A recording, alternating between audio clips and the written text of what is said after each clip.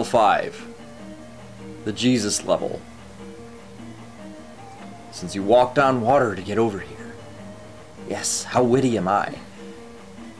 Anyway. This level, much more variety, much more interesting setup than the previous one. More importantly, you can really level up quickly here. I skipped over a lot of stuff in here because I was, well, in a hurry this day of recording. But there are wizards of some kind here that shoot fire at you. They piss fire. They're worth like 150 to 200 experience a pop. And they're all over this place. So if you can catch them and fuck them up, they're basically the leprechauns of this game. Their little pot of gold of experience is just wonderful. I unfortunately did not have the opportunity to abuse it. So I had to level grind afterward to make up for what I lost. So you gain a good 2-3 levels in here at least, if you're thorough.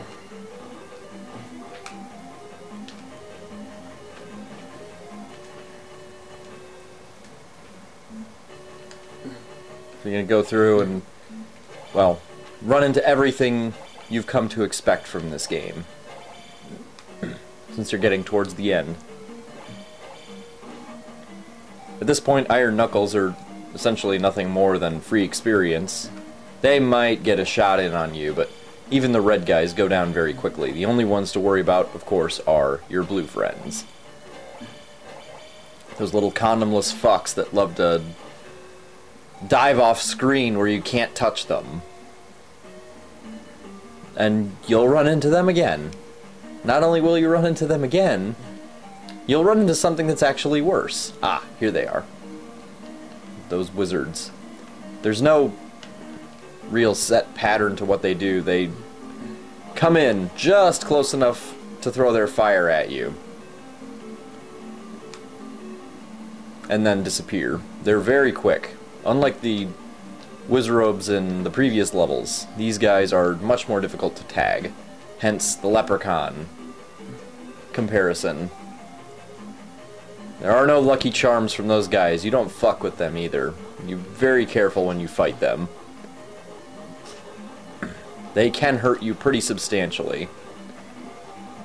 And with the same enthusiasm and lack of shame that every other enemy in old Nintendo games will fuck you up. Ugh. This is far too similar to Castlevania 3 for my taste. The one dungeon in that game where you have to climb up an entire mine shaft using falling blocks.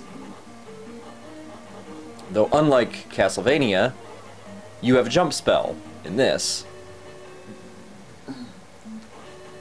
Oh yeah, fuck you, Charles. Ah, wonderful.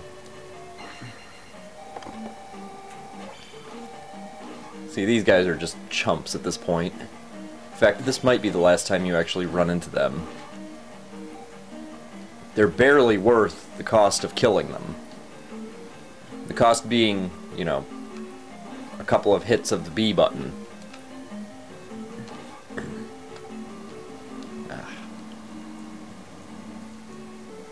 These guys are such a pain in the ass to hit, but so worth hitting. See, I was expecting those blue jizz balls to actually turn into the little gumdrop guys, but it didn't happen. I was kind of disappointed. So whenever you run into those, if you're hurting on magic, whatnot, you can just stand there and kill them and recharge while in level. It's very helpful.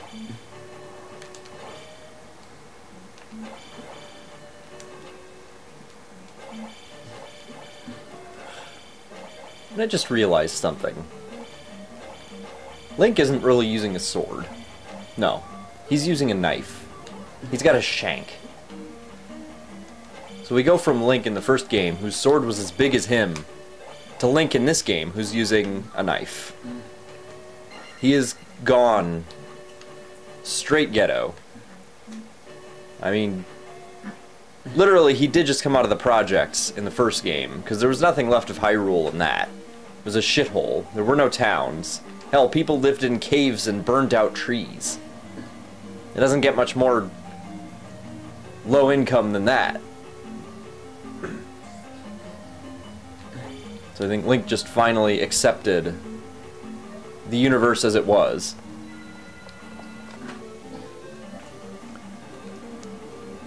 Picked up a knife and did what people do best when they're in the ghetto.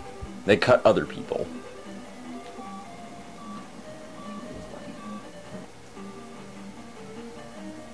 So we have to admire Link and at the same time revile him. You know, he's in essence, after the first game especially, he's basically a rich white guy. He's not in the right part of the Hyrule neighborhood. Not that any part of the Hyrule neighborhood is necessarily the good part. I mean, you never really get into a good part of town when you do find a town. Especially in this game where you have multiple towns. Every town looks virtually the same.